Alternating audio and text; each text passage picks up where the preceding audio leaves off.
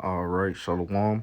First and foremost, I begin by giving all praises, honor, and glory to Yahweh, Bahashem, Yahushai, Bahashem, Rakakwadash, double honor to the elders and apostles of Great Mills from well. Peace, blessings, salutations to those who elected is out there pushing, laboring, believing, listening on to this truth with our sincerity. I already made a blessing election be upon your houses. All right, the time and topic of this lesson is going to be on an article from the endtimeheadlines.org, and the title of this article is more than a quarter of Americans say they are skipping meals due to skyrocketing grocery costs. All right, so people skipping meals due to inflation. They can't afford it. But let's read a little bit on this article. It reads, more than a quarter of Americans have resorted to skipping meals to avoid paying inflated grocery store prices, according to a new survey. According to a study by Qualtrics on behalf of Intuit Credit Karma, 80% of Americans say they have felt a notable increase in grocery costs in recent years. More than a quarter of respondents said the increased cost has led them to occasionally skip meals, while about one-third said they spend more than 60% of their monthly income on mandatory expenses such as food, utilities, and rent. Food insecurity is a major issue in this country, as millions of Americans don't have enough food to eat or don't have access to healthy food, according to Alev, a consumer financial advocate at Credit Karma, said in a statement. Over these past few years, a rise in costs for food and household staples have put American households in precious situations, especially low-earning households who have families to feed.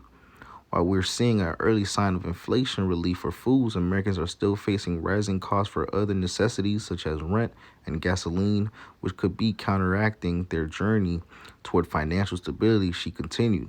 Grocery prices have risen 25% since the start of the C19. Jay got to use his words wisely so my video don't get straight. But grocery prices have risen 25% since the start of the C19 in the early 2020, according to the Bureau of Labor Statistics data.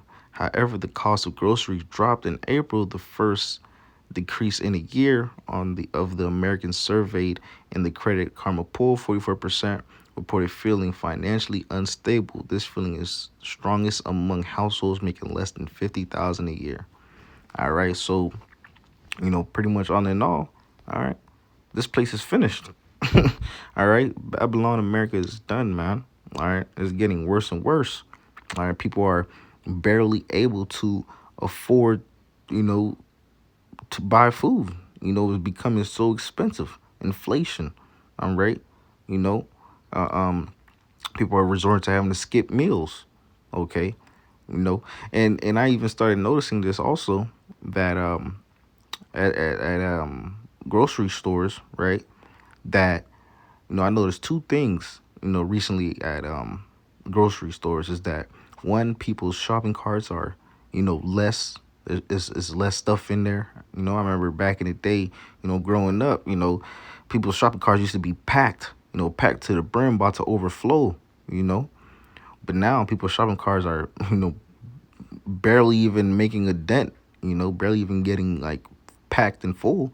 And also the second thing I've noticed at grocery stores is that, I know, and this is not all, but some grocery stores I've noticed is that the shopping carts became smaller. I noticed that shopping carts have became smaller in certain stores.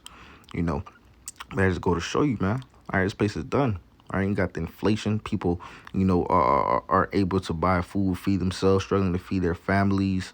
You know, and then also it said about it said the feeling is stronger among families making less than 50,000 a year, and shit, that's a lot of people making less than 50,000. All right, majority of people don't make over 40,000. You know, but nevertheless, going to show you, man, inflation. That famine. People are gonna be, going crazy out here. It's always hear the brother Michael Allen in the camp always say this, that society is basically one meal away from straight chaos, man. All right, and we live in a very gluttonous society. A society where people just like to, eat to their desire, get what they need, and instant satisfaction. So when these things start getting worse and worse, as it already is bad now, shit, people gonna go crazy out here. Gonna start revolting, gonna start, looting and so forth. All right. So this place is done, right? People can't even afford to feed themselves, right? Let alone make a living to afford it. All right, jobs ain't paying enough, man. This place is done, man. That's why we need salvation, man. Right? This place is not the kingdom. This place is not the end all be all. And this is a good thing that this is happening because we're witnessing the downfall of Babylon. All right, that's just letting us know, when it gets worse and worse, that just lets us know, we getting closer to the end. All right, and scriptures, speaks about these things. All right, but I got a couple precepts. I want to jump into it. This is Micah, the second chapter, verse 10. I quoted this just now. It reads, "Arise ye and depart, but this is not your rest, because it is polluted, it shall destroy you, even with a sore destruction." Right? This place is not our rest. This place is not the end all be all. Look at it. Look at the state of this world, right? The wicked are in authority, and look what they've done with it. All right, this is why we need salvation. This is why we need the earth to get put back into its righteous course, man. All right, righteous rulership. All right, because right now the wicked are in authority. This is Revelation 6:6, and it reads, "And I heard a voice in the midst of the four beasts saying, A measure of wheat for a penny, and 3 measures of barley for a penny. See that thou hurt not the oil and the wine." Right? A measure of wheat for a penny and 3 measures of barley for a penny, right? This place had a point in time where it was looking like it was prosperous, right? You could go to the grocery store, you could fill up your shopping carts, you could afford things, you weren't worrying about inflation, everything was pretty much affordable, you're not struggling to buy food or for food. Now, it's not the same, Matter of fact, let me get this also. This is Second Ezra, the 16th chapter. Double check. Second Ezra 16th chapter, verse 21, and it reads, "Behold, victuals shall be so good cheap upon the earth, that they shall think themselves to be in a good case. And even then shall evils grow upon the earth, sword, famine, and great confusion. For many of them that dwell upon the earth shall perish of famine, and the others shall escape the hunger, shall the sword destroy." All right. So, a couple years ago, it was looking real good. People were able to go shop, buy what they need, C-19, people was able to, survive. But now, shit, it's worse out here, man. All right. Okay. And famine is coming. Famine is coming to Babylon, America. All right. It's basically knocking at the doors. Right, famine is knocking, like a nation. What's the word I'm looking for? A national famine, or I could say a global famine, right? But a famine in Babylon is knocking at the door, man. Okay, and soon, right? People aren't gonna be able to afford anything, right? And then you're gonna notice these stores empty. All right, it's gonna get real bad out here, man. Okay. All right, when you look at do research, when you see who owns majority of these farmlands, right? You got Bill Gates, I believe, is the biggest farmland owner currently right now in Babylon. You got these other nations that have their hand in certain land, certain farmland in Babylon, right?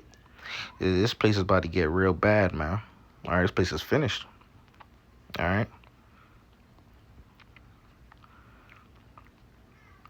This is Haggai, the first chapter, verse 6, and it reads, "Ye have sown much, and bring in little.